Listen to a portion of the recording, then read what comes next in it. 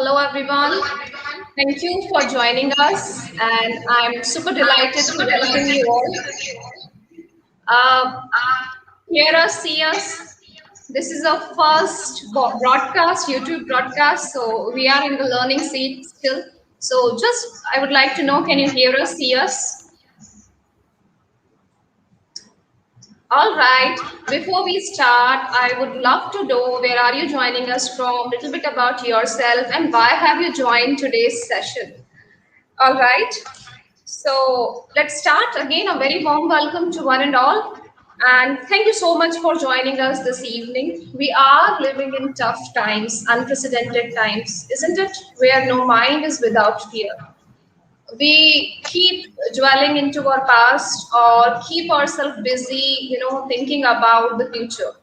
And what is the crunch in it that both the things are beyond our control, right? We cannot control both the situations or the stages of life, but what is something that is in our control? Yes, you're right, it is a future, the present moment, right? So this can be lived, celebrated, or cherished if we live in the moment. And that is what we are going to discover or rediscover today with Gen Z. So a very warm welcome to Gen Z.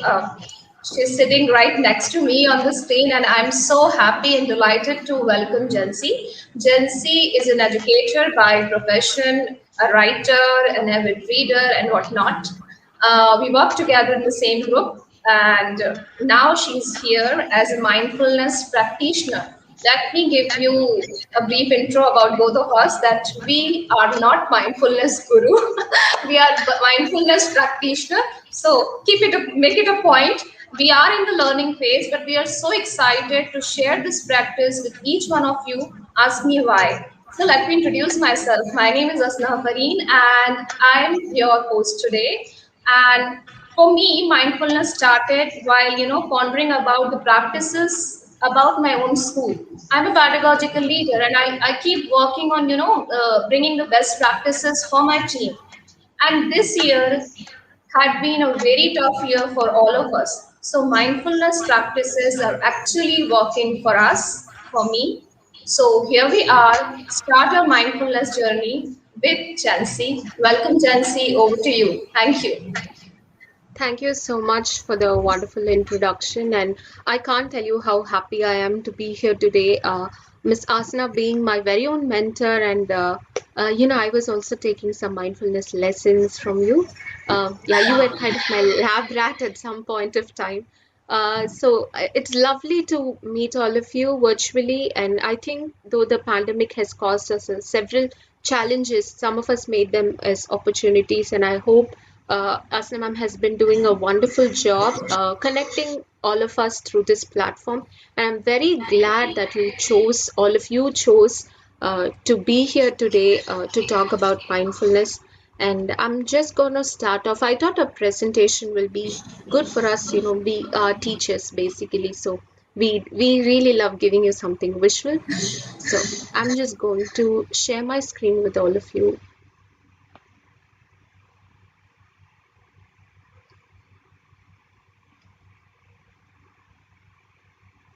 Okay.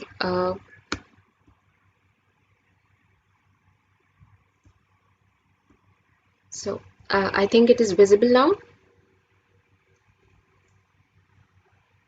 Asna ma'am, is it visible? It's visible from here. Can you see your screen? I think yes, it's visible. Please go ahead. Yes. Yes, that's great. So I love asking questions, and this is one question that I asked myself, and I bet life has changed a lot since then. Is mindfulness really a myth? So that's going to be the session today, and I would like to make this title personalized for all of you. I want you all to put yourselves in this place. I am basically an educator, so I'm going to ask, is mindfulness a myth for a teacher? So you can place yourselves there even if you are a homemaker. I sort of love calling that word, changing that word into a home manager. Homemaker sort of sounded like, one single task. but home manager keep doing it every day. Mummies are like all the time. So whoever you are, just think if mindfulness is a myth for you. You never have a state of rest. Your mind doesn't have a state of rest. So that's the question we're going to ponder about today. And I'm sure this session is going to give you a lot of answers. And I will be happier if the session gives you a lot of questions. This is about me. More than anything, I love associating myself to the fact that I'm a writer. I've been writing since then, and what you're seeing are some of the anthologies I've participated in, and it's me in my prime is one of the award-winning. It is globally recognized for the compiler being the youngest one to compile handwritten anthologies. So this is something about me that I would love to share before we begin. Being a writer, you can imagine all my characters. First of all, I'm a thinker and sometimes an overthinker. The writer needs to have it, and you can imagine how I would have battled overthinking and found my journey into mindfulness. So you can trust me when I talk about mindfulness. It's not from a perspective of a person who is always mindful, and like Asana ma'am said, we're not mindfulness experts at all. We are all practitioners. So I'm just figuring out every day something new about myself, something new about people around me, and that helps me in this journey. And that's the reason I found it very much relatable to add it here. So I would like to go with a question. What do you spend most of your time on? Is it about thinking about the past or dreaming about the future? You can just take a moment to type your answers in the chat box. I'm not talking about worrying about the past. I'm talking about thinking about the past, and I'm not talking about planning for the future. It's about dreaming about the future. So you can keep the answers going. Have you received any answers, Asna ma'am, so far? Not yet. Okay. Please actively participate. We would like to hear from you. We just want to make it a dialogue. So Yeah. it's good to hear from you all. So, what was the question, Jansi? What do you spend most of So, your time on? Yeah, yes. thinking about the So, past or dreaming about the future? Well, while we I do keep both the things. thinking, you do both. Okay. Some of us really do. And it's taking a lot of time thinking about one, but some people are doing both. So let's get into the poll. I would love to Yes, see I, your I got an answers. answer from Okay. Xenia, and she's saying that planning about future. Am I audible? Yes, you are. Yes, you are. All right. So planning about future, and she's also planning about reaching her goals in future. That's wonderful. Danta is saying yes. Think about the past and also dream of the future. That's nice. So this was a poll These that are I the two also answers. sent out. Yeah, thank you. This was a poll that I also sent out to a All lot of right, different Kehkesha peoples. Yakub ma'am gave me a very, different thought. She said thinking about the daily schedule. So it can be We have, about the past. It can be, yeah, about daily planning. Very good. Khurshid is dreaming that's nice. about future. Thank you so much for all the answers, people. We really love making this a dialogue. Yeah, I got into that chat and I could see many of them have been dreaming about future. While all of those are so wonderful, even when I sent out this as a survey and I gave them only two options, let's just see what happened on this survey. So this was what people told. A huge fraction of them told they were dreaming about the future, and a small group of people, a quarter of them told me that they were all about the past, and some of them told they were doing both, like Asna ma'am. Some of them told they were doing both, and a very small fraction told that they were living the present. How often do we forget that? While dreaming about the future is still some has got some positivity, but dreaming about future does not have we don't really have actual control over our future. And if we need to change the future at all, we need to work today. This moment is all that we have. So sometimes when I gave you only these two options, is it about the past? Is it about the future? Very few people actually live the moment. And I got one answer from a person who was COVID positive. She just told me, I want to live the moment. So that was she is one, mindfulness best example that I use.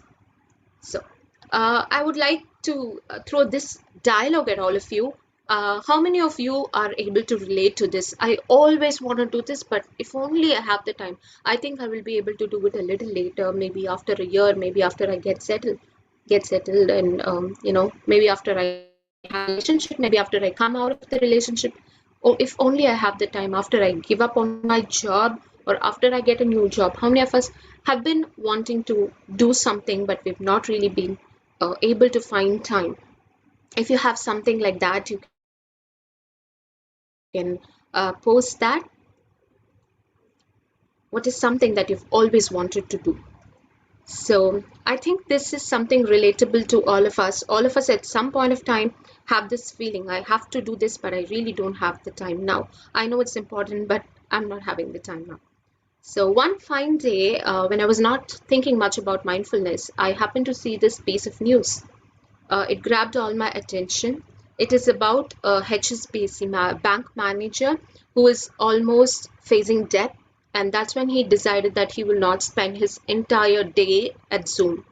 So he had to probably he would have thought every day, maybe tomorrow I will take some rest, maybe tomorrow I'll spend time with my family.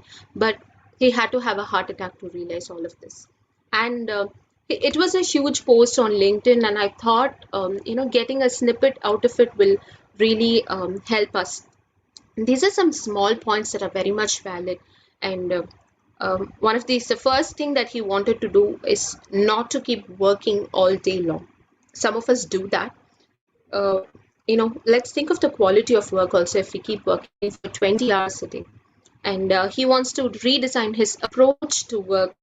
So we still need the quality. So he wanted to redesign his entire approach to work. He promised to lose some weight and spend some time with family. So these are all the things that he wanted to do. So he was someone that I could identify myself with, because I'm going to show you next my mindfulness journey. This is pictorially my journey into mindfulness. Just 3 stages, but it was a lot of process. Just 3 stages. It was all chaotic, and then I wanted answers, and then I was able to figure out, and I'm still doing it. It all began with a question. One day I just sat back and thought, I'm very ambitious, and I also want to be stress free, because all those I've seen are really different. They are busy all the time and they're stressed all the time.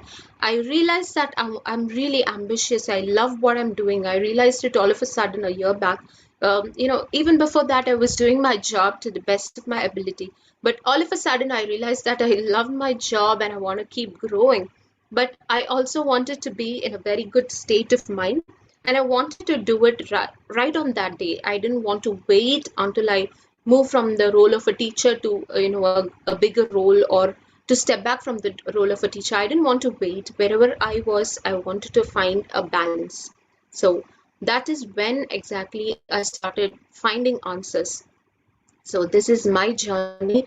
First of all, I realized my needs. What do I want? And the question is, can I actually be both? Can I be both ambitious and stress free? Because I wanted both. So that's where it all began. And then I asked questions about a lot of people. I've seen a lot of leaders around me. I've seen so many different kinds of people. And obviously, the girl, my best friend who was COVID positive and told me I want to live this moment, she is an example. So I kept looking at different people around me, and I started taking information from all of them. I just use them all as my resources. So that's when I started to delve into the confusion. I knew it was a confusion. I was trying to figure things out, and I jumped right into the confusion. And then I'm still finding answers. I have been able to help myself and help some other people through talks like these. And I'm still enjoying doing this, and I'm still able to have a lot of one-on-one sessions with people. Once I stepped into this entire topic concept of mindfulness, I started a Facebook Live and I spoke about little things that I had learned by then. And since then, I've had people come to me, ask one-on-one sessions to understand how to organize, to plan things better. So today we'll be looking into understanding mindfulness and identify some enemies of mindfulness and simple practices that can help. So let's get into each one of these. Before we take a deep dive into mindfulness, let's all decide what mindfulness is all about to us. There's no proper definition, so what does it mean to you to be mindful? You can just use the chat box and share your ideas. Meanwhile, Asana, do you have something to say about mindfulness for us? I'm just listening patiently because this is something which I'm really practicing these days. I love to speak, and before becoming a leader, I used to just speak and very little listening. And now these days, to be more mindful, I have started listening to people, and that solves half of the problems because when you listen patiently, you give time to someone who is trying to say something.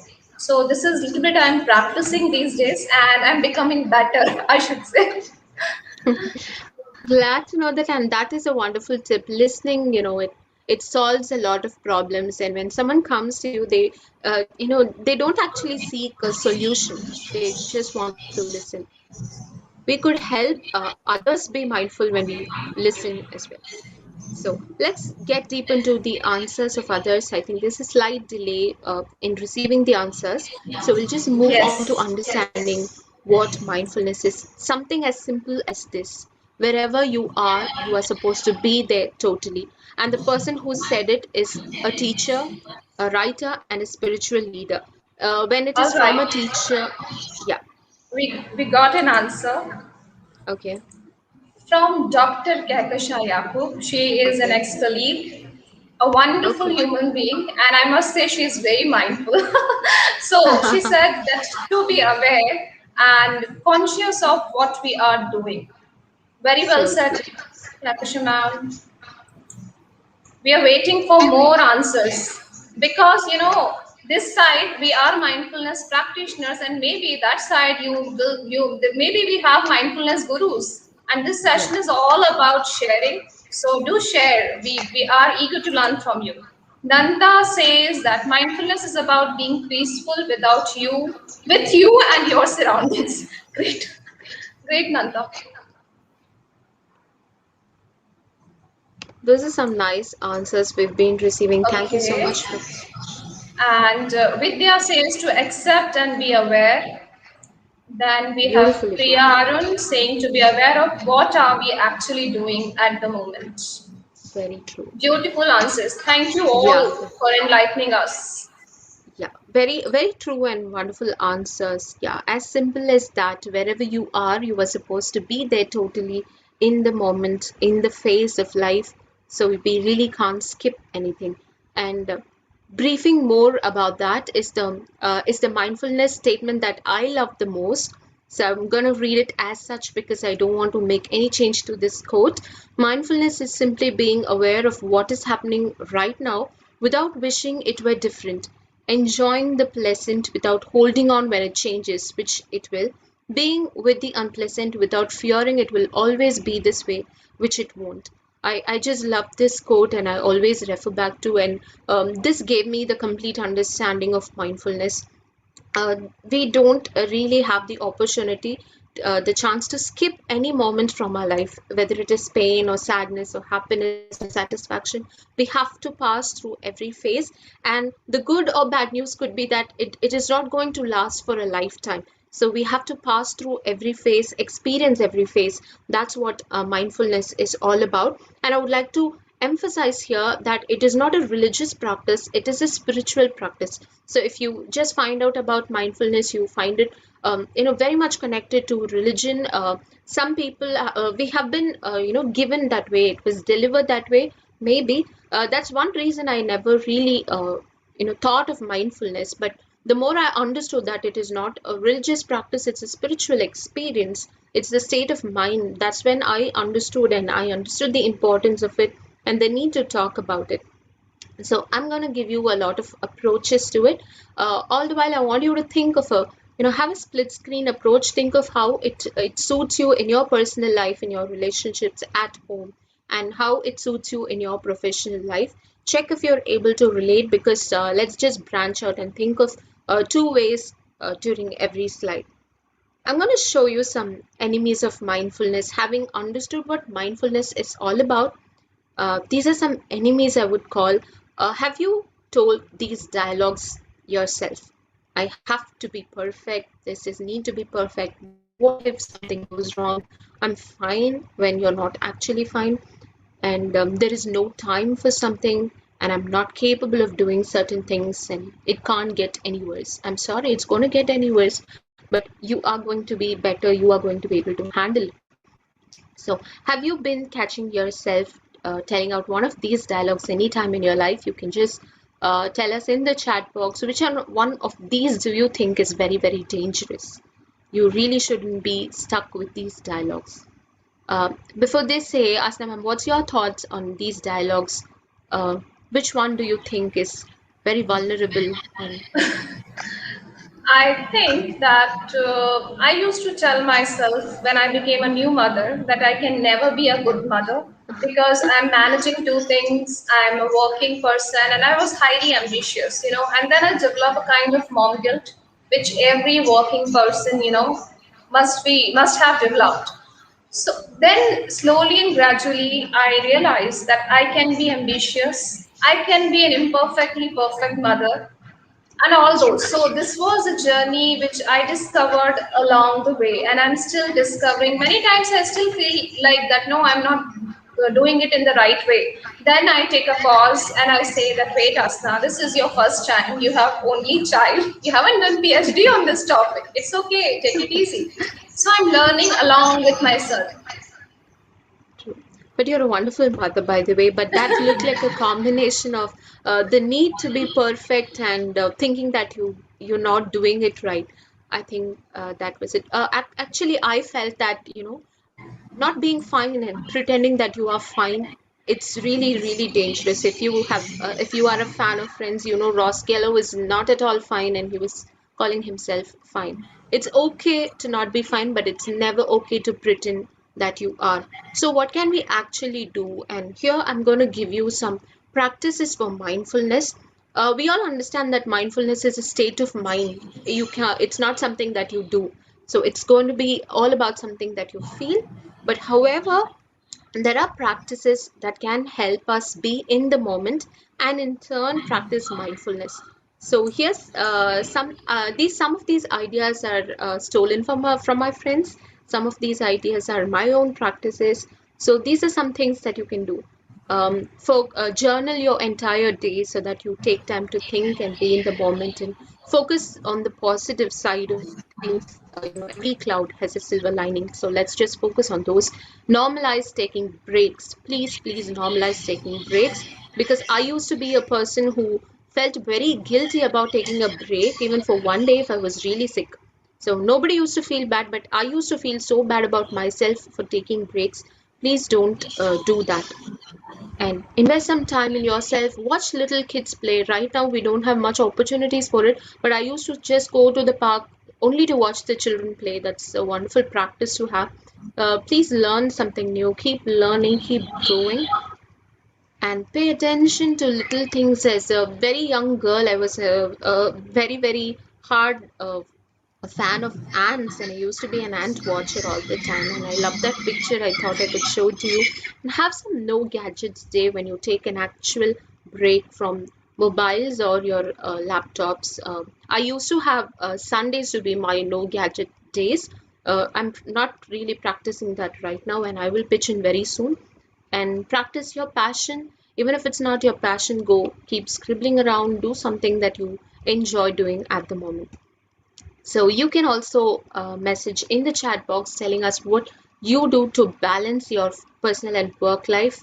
How do you practice mindfulness? The reason I'm connecting work life balance and mindfulness is the major reason we are our state of mind is always not in a balance is because we're not able to manage work and personal life. We're loaded with guilt, and that's the reason it directly affects our mindfulness in some way or the other. So I would like to just, enumerate some mindfulness tips for leaders, for whoever you are, you will find mindfulness tips for these. As a leader, what you can do is assign work that might turn out to be imperfect. If you are a leader, or if you are, if you have people working under you, and you are able to give them some work, sometimes we hold it back because you feel that it may not be perfect if somebody else is doing it. We have to let go of that because someone else is also trying to practice and become perfect. It's a win-win situation. You're in your peace of mind and they are learning something new.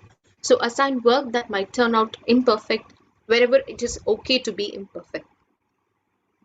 And then delegate work to people who can do it. That'll, somewhat make it a little more perfect. Identify people who can do it, and you can delegate it to people. This is something that I have learned from my leader. It is a huge takeaway, and it helps you grow. It helps everyone around you grow.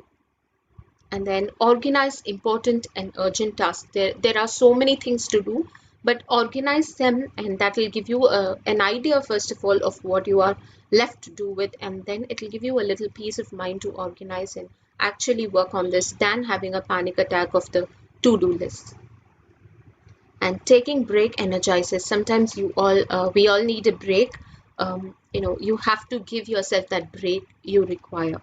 If you are working, you are an employee, you have to plan out the work according to priority. Please plan out. If it is important, please do it, and if it is not important, can be done tomorrow, please be tomorrow is going to be there, you can do it tomorrow.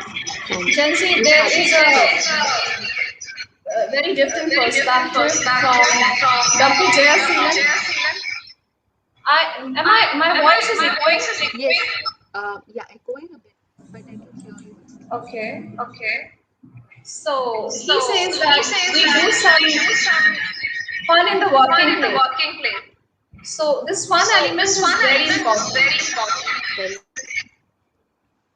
um, thank you actually for bringing that in. Actually, after my personal journey into mindfulness, we also started having our fun session at my workplace. And I don't know, everybody is enjoying it. We're organizing it every month and we're totally enjoying it. That's the time we relax and have fun. I think that's a huge, very good reminder of a huge takeaway. You can talk to your institutions. And I had it as an employee. I went and told that it would be nice if we all have fun together, and they just said, yeah, go ahead and do it.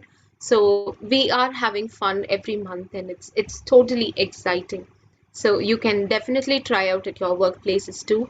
And quickly going over the other points, you have nothing to actually prove, so let your work go on as such, and let your work speak for yourself. The most important thing for an employer, I feel, is to say no when you have to say no. If you feel you are overloaded, you are the person who can communicate, you have to say no whenever you need to. It is good for you as well as your organization. And taking a break, as I told you, for your physical or your mental health is very normal. I take breaks when I don't feel good mentally, because the quality of work done is not going to be good. When I take a break and I get back, I just crash it well. So have that quality of work, create that atmosphere of trust that they're able to give you a break. So that's what I would like for the employees. And for the home managers, I think the mothers, communication is the key area. If you're not able to do something, please reach out to people at home and be clear that you're not going to do it. And this is a very famous opinion that mothers don't take breaks at all. But please understand that you need to take breaks. It's important for you as well. And create practices that make your work easier. Again, like a leader, you have to delegate the works to others and make it a practice. All of a sudden it's just a burden, but make it a practice to everyone so that your workload is reduced. Organized works, instead of piling them up, you have to just prioritize and organize work. I'm going to give you and mindfulness is an acronym I could think of. Make time for yourself, understand that imperfection is still fine, and remember that no is an option. Delegate the work that can be done by somebody else. Face reality, which is very important. Be in the moment and accept what is happening. Understand your potential, passion, and limits. Push yourself to achieve that and don't go overboard. List out everything that you need to do and prioritize accordingly. So you can keep posting in the chat box what challenges you still have in balancing your work life and personal life. I would love to leave you with some resources that helped me during my tough times. Action for Happiness is the app. I'm not promoting any of these, but I just wanted to share these with you. Action for Happiness is an app that's even in my mobile even today. There's one nice quote that pops up every day, and it's good. Calm is the app. It's still a mobile app, and you can download it. It's got some pleasing sounds that helps you relax. If you want to just go to sleep, there are some beautiful sounds that you can listen to before sleeping. And I would like to end with one of my own quotes. We're not tuned for too much, and let's not be weighed down by the scars of the past or the dreams, the doubts that we have about the future. And here's how you can reach out to me and tell me all your stories about mindfulness. Gen Z Spill from Soul is my tag, the hashtag that I usually use. You can Google that, and you can see all of my work if you Google that. I'm not a very active blogger, but still I have a few. And I think there is a shadow of mindfulness on all of the blogs I've written before. You can take a look at those, and I would love to connect to you and listen to your stories, your takeaways about mindfulness. Yes. We've come to the end of a session. Thank you, Thank you, Jancy. Thank you thank you, so much. Asana. And I'm so sorry for this echo. And I'm I'm so trying to sorry fix for it this out. echo. I'm trying to fix it out. That's okay. That's So this is a small token of appreciation from all of us. Thank you for spending your quality time with us, and thank you for helping us to be more mindful. Before ending, I would like to say that we are actually hardwired to be optimistic, right? So research says it. And why we have chosen this topic? Because this is not only a buzzword. This is actually helping out people. Me being a pedagogical leader helped several of my people, and me being an individual has been benefited by this wonderful practice. For me, what I do, because these days are very difficult, unprecedented. So what do? I start my day by sipping my green tea or a shake with full of mindfulness. I taste every bit of it, and it gives a lot of happiness. So it is important that you intentionally be mindful. It is there in all of us. The only thing is we just need to rediscover and practice it. Thank you so much, Jancy, for giving us some very practical advices. And this is a small token of love from all of us. And all the participants, you were wonderful. We learned a lot from you. And you gave us some food for thoughts, and it's really wonderful to have you with us. So please watch for a link in the chat, and you can can just fill it just fill it to, yeah, to, there's some. yeah, there's some. Jesse, can you be Jesse, on can you mute be for on a mute while? for a while? Yeah, sure, sure. Okay, so please watch for the link in the chat, and you will be able to receive the certificate. Certificate is nothing but um, a way to say that yes, you were here, and we are together in being more mindful. I would like to end it with a small quote by Buddha: that do not dwell into the past, do not dream of future. Rather, what you can do, concentrate on the present moment. That is something, a very simple thing. This quote is very meaningful, and that helped me a lot. So saying this, I'll say you bye bye. Thank you so much, Nancy. It was wonderful listening to you, and thank you so much, everyone. We'll meet again next month. The more details will come on our WhatsApp group. So we will be having with us Raina Khatri, and she will be talking about empowering ourselves.